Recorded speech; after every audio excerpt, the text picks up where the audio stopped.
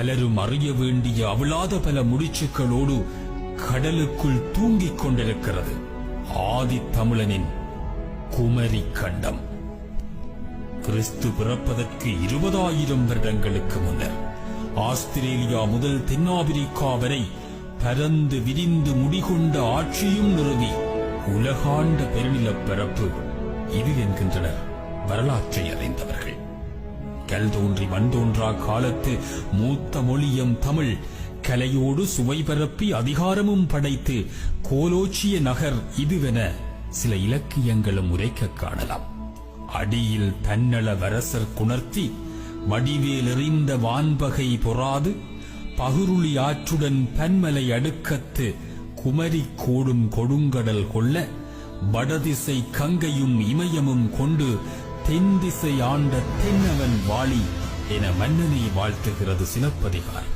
49 நாடுகள், பளிரு குமரி என பேராறுகள், குமரிகொடு மணிமலை போன்ற வளமிகு மலைகள், தென்மதுரை கபாடபுரம் முத்தூர் என செழிப்புறு நகரங்கள், இன்னும் புலப்படாத பலவும் கொண்ட பெரும் சாம்ராஜ்யம் கடலுக்குள் மூழ்கி கிடக்கிறது.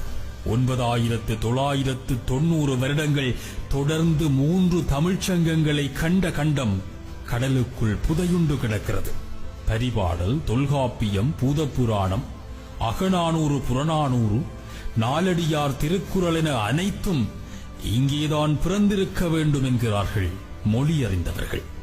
இந்த கண்டம் மட்டும் இருந்தது போலவே இருந்திருந்தால், இந்த கண்டம் மட்டும் இருந்தது போலவே இருந்திருந்தால் நிலங்களாலும் அரசியலாலும் சிதிலமடைந்து அக்கு வேறு ஆணி வேறு என்றாகி தன் வேரை தானே தேடி அறியும் வலுவையும் இழந்த எதிரிகளாய் உலகாண்ட தமிழினம் இன்று உலகம் முழுவதும் அலைந்து கொண்டிருக்காது.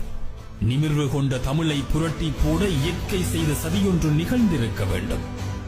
கடற்கோளோ பிரளயமோ எதுவோ ஒன்று ஊழ் செய்யாத தமிழனை ஊழி கொண்டு விழுங்கி இருக்க வேண்டும்.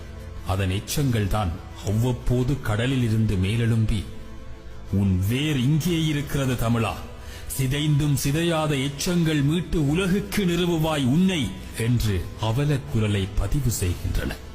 இந்த பேரழிவிற்கு பிறகுதான் சேர சோழ பாண்டிய மன்னர்களின் ஆட்சியே உருவாகி இருக்க வேண்டும்.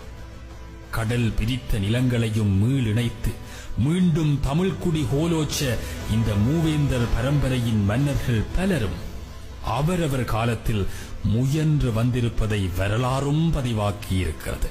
இலங்கை, மாலைதீவு, கடாரம், ஸ்ரீவிஜயம், Malaysia, Singapore, Sumatra, Cambodia, Vietnam போன்ற நாடுகள் வரை ஒரே குடையில் ஆண்ட சோழ மன்னர்கள் வரலாற்றில் ஆதாரங்களோடு பதிவாகி இருக்கிறார்கள். தமிழ் கொண்ட கலைகள் அனைத்தும் உலகம் முழுவதும் பரந்து விரிந்திருப்பதும் பிரிவுகளை தாங்கியும் இன்றும் உலகம் முழுவதும் அவை நிலை பெற்றிருப்பதும் இதற்கான உதாரணங்கள். தஞ்சை பெரிய கோவிலின் கட்டடக்கலை நுட்பங்களை இன்றும் உலகம் வியந்து பார்க்கிறது.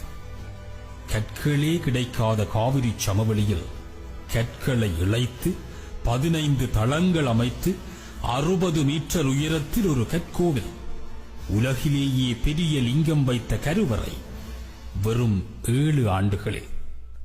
இன்றைக்கு உள்ள தொழில்நுட்பங்களை கொண்டேனும் இவற்றை அமைத்துவிட முடியுமா?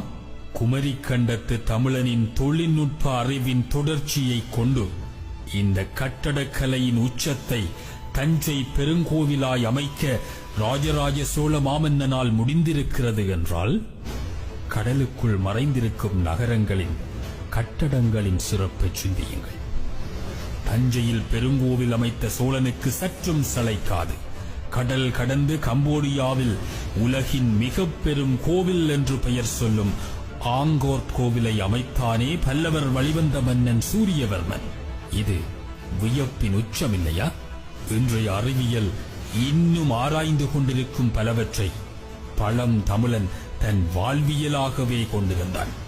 செய்மதிகள் இருந்திராத போதே சூரியனை மையம் வைத்து 9 கோள்கள் அதை சுற்றுவதாய் சொல்லி வானசாஸ்திரம் படைத்த பழந்தமிழர் வாழ்க்கை வியப்பின் உச்சம்.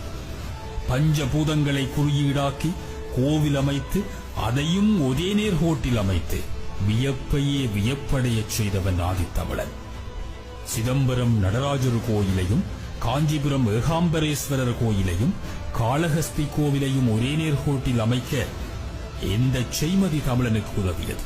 பல ஆண்டுகள் பல கோடி செலவு செய்து ஆராய்ந்து உலகம் சொல்லும் பூமியின் காந்த மையப்புள்ளியை துல்லியமாய் கணித்து அதை சிதம்பரம் கோவில் நடராஜரின் கட்டை விரலுக்குள் வைத்த தமிழனின் துல்லிய கணிப்பீட்டு முறை கூட இன்னும் கடலுக்கடியில் தான் புதைந்திருக்கிறது. நோய்கள் தவிர்த்து வாழும் வாழ்வியலையும் நோய்களை ஞான சித்தியில் அறிந்து சிகிச்சையும் கொடுக்கும் கலை தமிழனுக்கு எங்கிருந்து வாய்த்தது? கிருமி அளிக்க மஞ்சள், அம்மை தணிக்க சூரிய நீர் குளியல், உடல் சூடு தணிக்க சந்தனம், தாது சேர்க்க வெண்கல கிண்ணத்தில் நீர், இவையெல்லாம் அறிவியலின் உச்சம் இல்லையா?